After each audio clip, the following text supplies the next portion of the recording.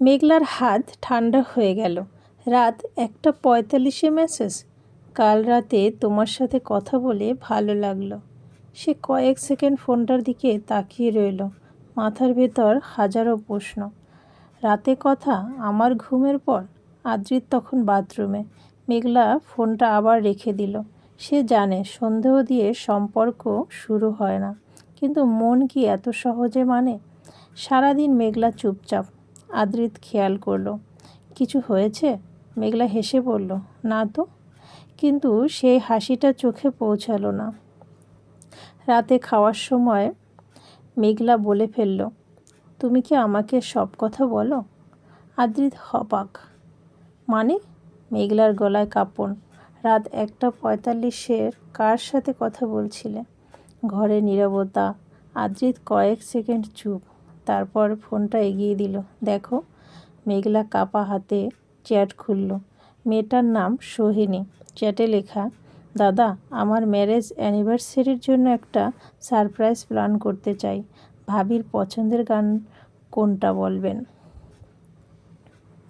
মেঘলার চোখ বড় হয়ে গেল। আদ্রিত শান্ত গলায় বলল, সোহিনী আমার অফিসের জুনিয়র। ওর বিয়ে হয়েছে 1 বছর। আমি শুধু বলছিলাম, ভালোবাসা বড় উপহার না, ছোট্ট যত্নে রাখতে হয়।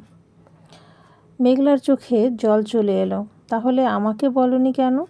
আদ্রিত মৃদু হেসে বলল, কারণ আমি তোমার জন্য একটা সারপ্রাইজ প্ল্যান করছিলাম। সারপ্রাইজ? ঠিক তখনই দরজার বেল বাজলো। মেঘলা দরজা খুলে দেখল একটা ছোট্ট কেক, কয়েকটা ফুল আর একটা চিঠি। চিঠিতে লেখা, তুমি মাঝে মাঝে ভাবো ভালোবাসা কমে গেছে। আসলে ভালোবাসা বড় হয়, শব্দ ছোট হয়ে যায়। মেঘলার চোখ ভিজে গেল। সে ফিরে তাকালো আদ্রিতের দিকে। কিন্তু ঠিক তখনই আদ্রিতের ফোন আবার বেজে উঠল। এইবার অচেনা নাম্বার। আদ্রিত রিসিভ করতেই তার মুখের রং বদলে গেল। কি বলছেন এখনই? মেঘলার বুক ধক করে উঠল। কে ফোন করলো? আবার কি নতুন কোনো ঝড় আসছে? নাকি এবার তাদের ভালোবাসা আরও বড় পরীক্ষার মুখে? জানতে চাইলে অবশ্যই কমেন্টে লিখুন। পরবর্তী পর্ব চাই। আর আপনি যদি আমার গল্পটি ইউটিউব থেকে দেখে থাকেন, অবশ্যই সাবস্ক্রাইব করে পাশে থাকবেন। আর যদি ফেসবুক থেকে দেখে থাকেন, অবশ্যই ফলো দিয়ে আমার পাশে থাকবেন। ধন্যবাদ সকলকে।